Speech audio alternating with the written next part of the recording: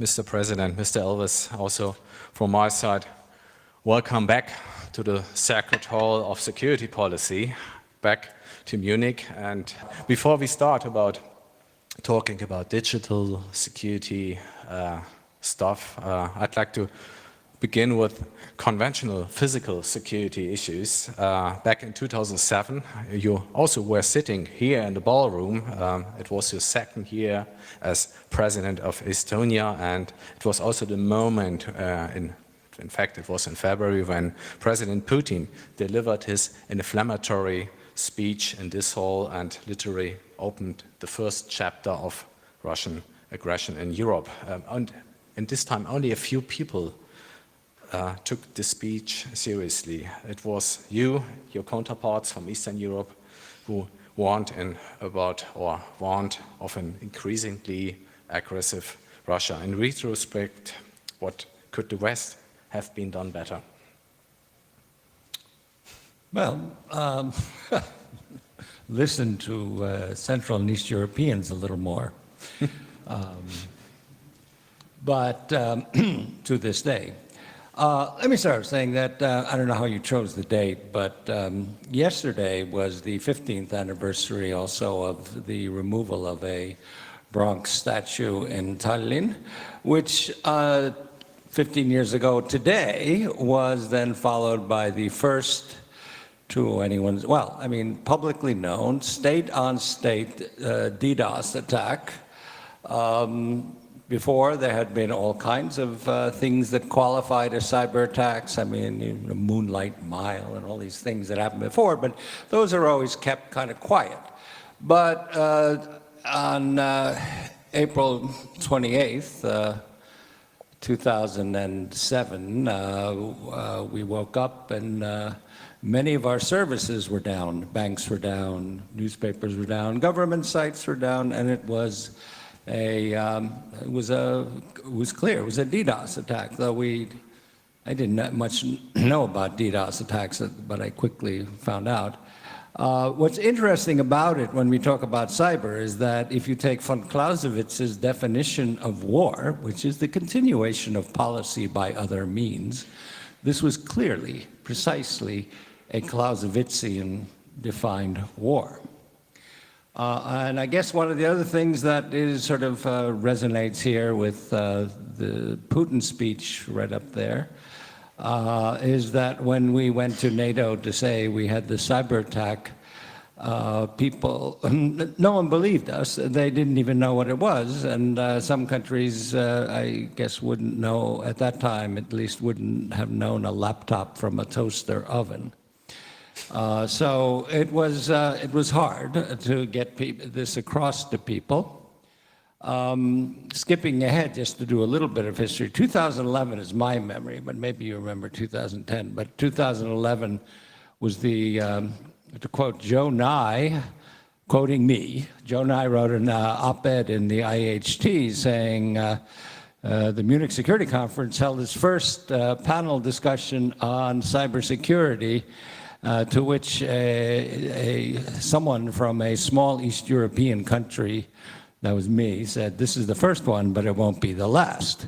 So at least I've got something right. In any case, just to bring it up to date, I just published with the Munich Security Conference an article which I would say Ukraine has proved completely wrong, though I think that it still has a little bit of truth to it. In which I claim that with the end of the second millennium, or the end of the 20th century, we really saw we're up to the end of the 20th century. All conflict had been kinetic, with kind of minor exceptions.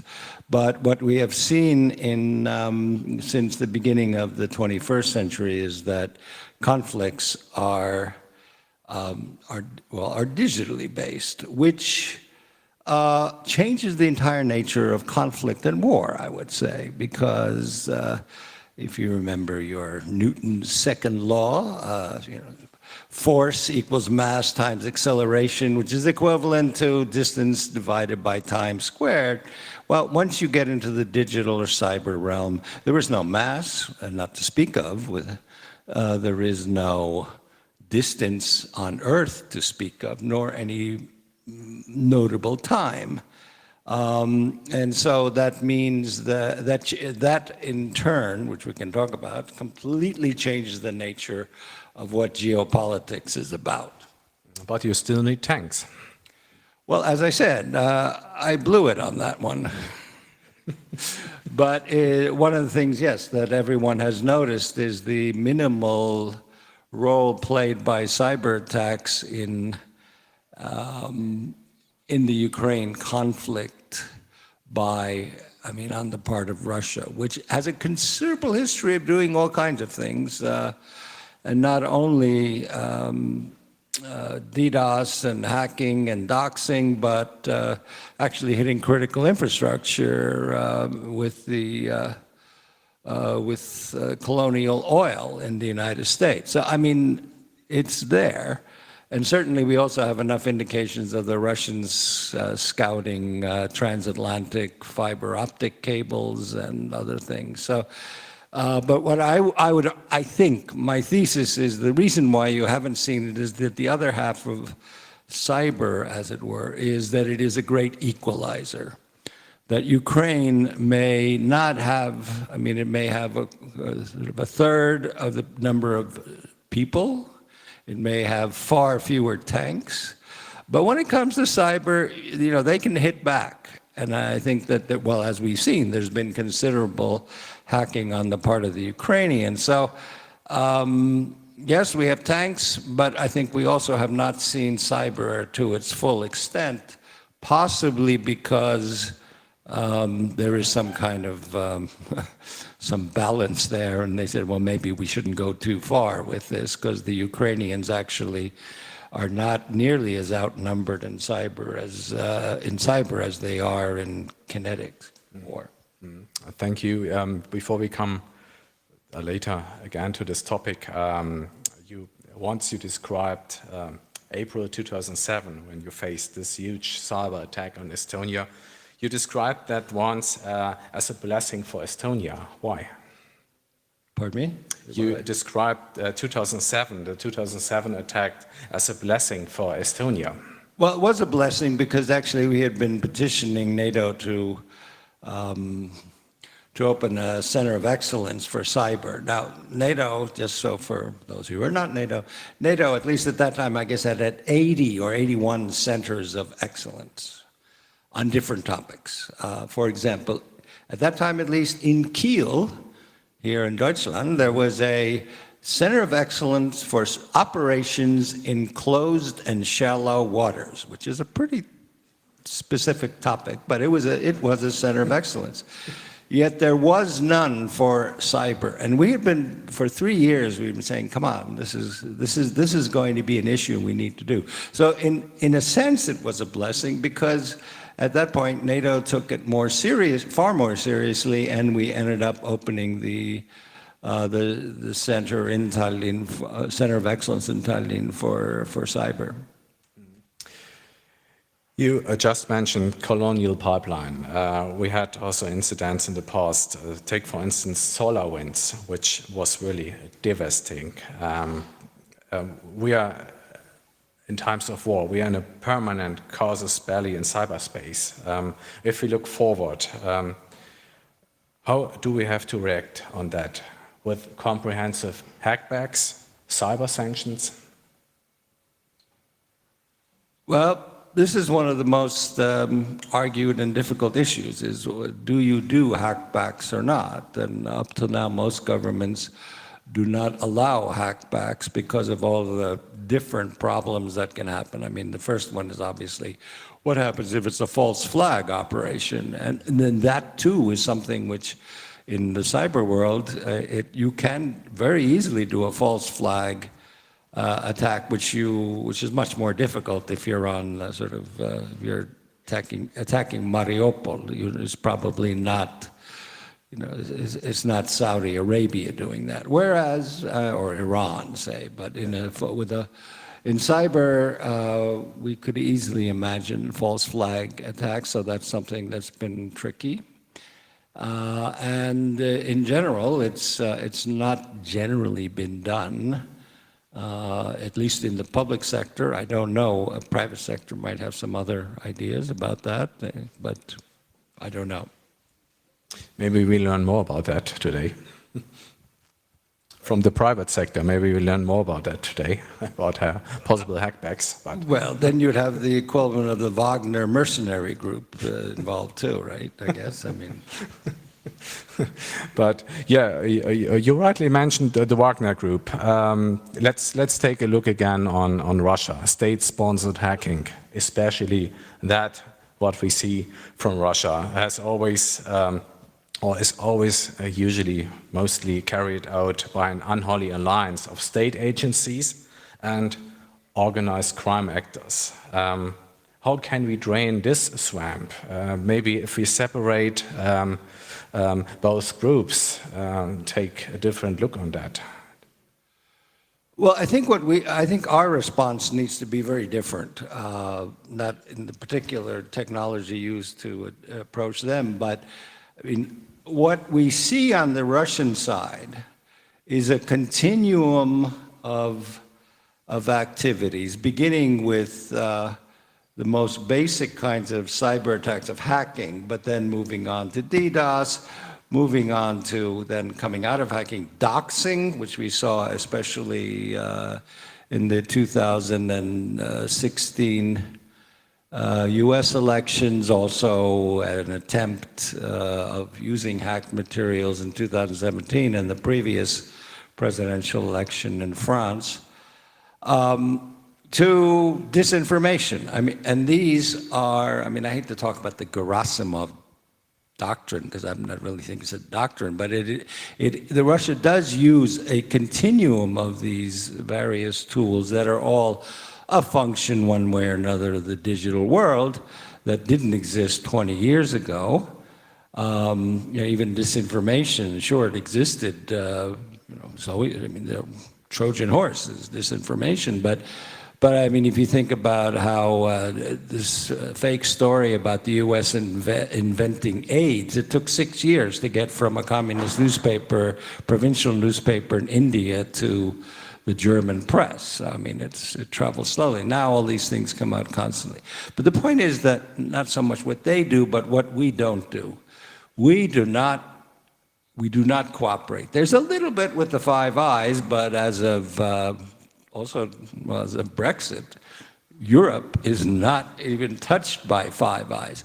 But if you look at what the attackers are doing, I mean, basically the two fundamental Russian groups, APT-28 and APT-29, have attacked the State Department, the DOD, the Senate or the Congress, the Bundestag, the Stiftungen in Berlin. They've attached the Dutch foreign ministry. They've done the Italian foreign ministry, and on top of, and as an instrument of state policy, they've even done WADA, the World Anti-Doping Agency. So they don't care. I mean, and we look at this. I mean, our problem is that not only do we not sort of do things across disciplines, but we don't do anything across borders. Every single country has its own thing, and we don't, again, with the exception of Five Eyes, we're not talking very much. I mean, the Dutch actually have been doing some stuff, but in general, we don't.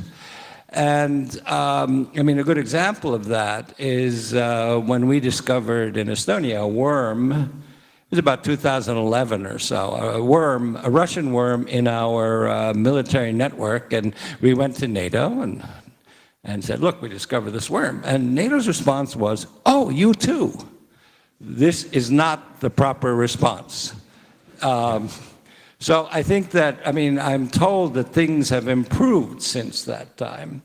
But nonetheless, my point is that we do need to take these things, I mean, we need a hell of a lot more cooperation across borders than we have, and we have very little of it. So that would be my take on it. Indeed, you are advocating for even a longer time for a system of collective security. In that sense, maybe also this day is very symbolic. Today, as far as I know, Europe, Japan, South Korea, Australia, and the US will launch a new initiative, a sort of declaration for the future of the Internet, outlining a series of democratic principles. First, that sounds, of course, good, but I wonder, is that enough?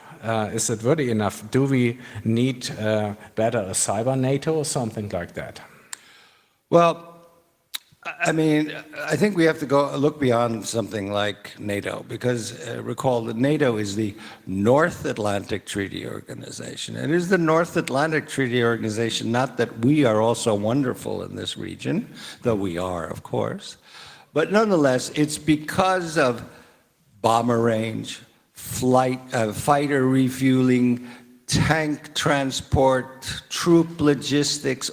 That's why it's the North Atlantic Treaty Organization, and that's why Japan and South Korea and Taiwan and Australia and New Zealand are not in NATO. People say, why aren't they in NATO? Well, that's because we keep thinking about common values, and those states do have common values, but we are restricted actually by geography.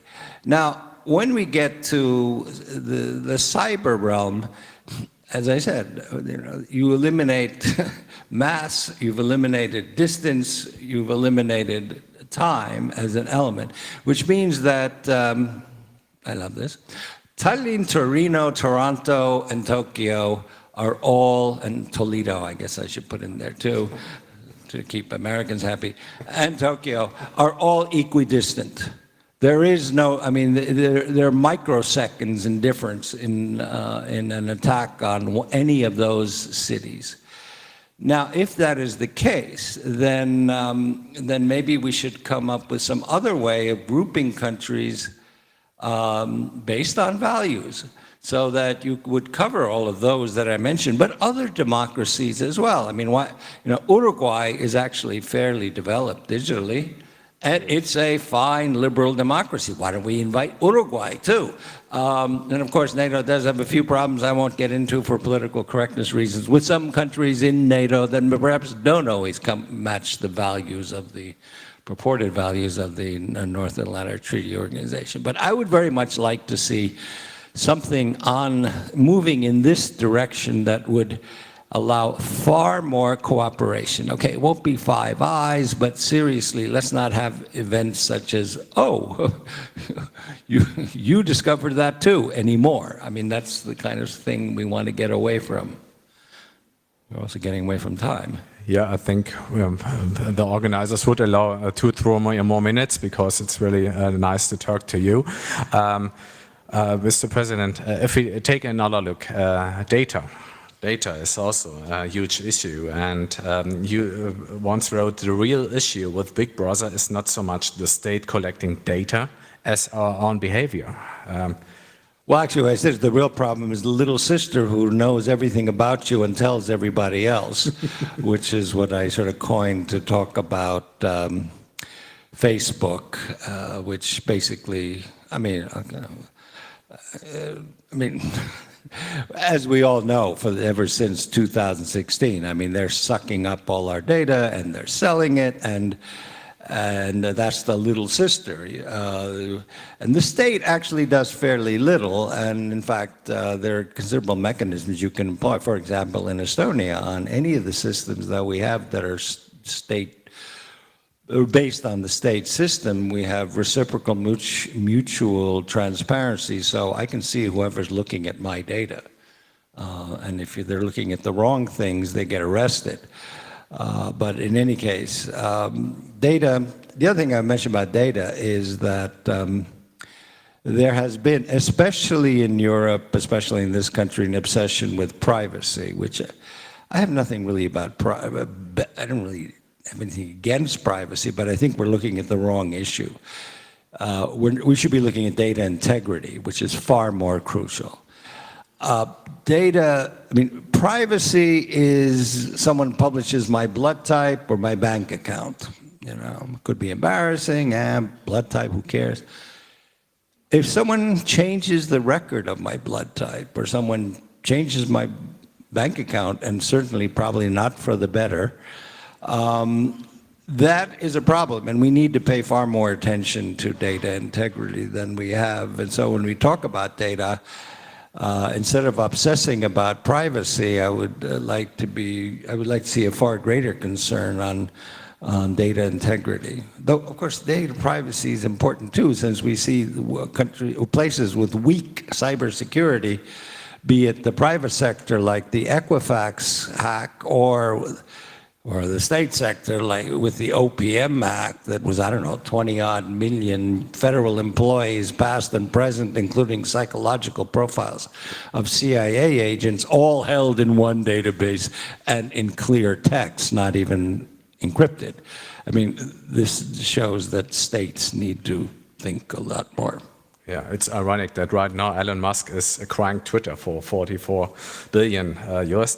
He could have downloaded the app for free, of course. We are unfortunately running out of time. Maybe one very brief question, as we also should take a look on Germany's role in cyberspace. And after all, we really like to lecture others. But on the other hand, that makes a view of our country from outside all the more valuable. What's your point of view? What's your perspective on Germany and its cybersecurity achievements and strategies? Well, I think every country ultimately will have to will need to develop a strong state-run, most likely robust system that it would have three components. One is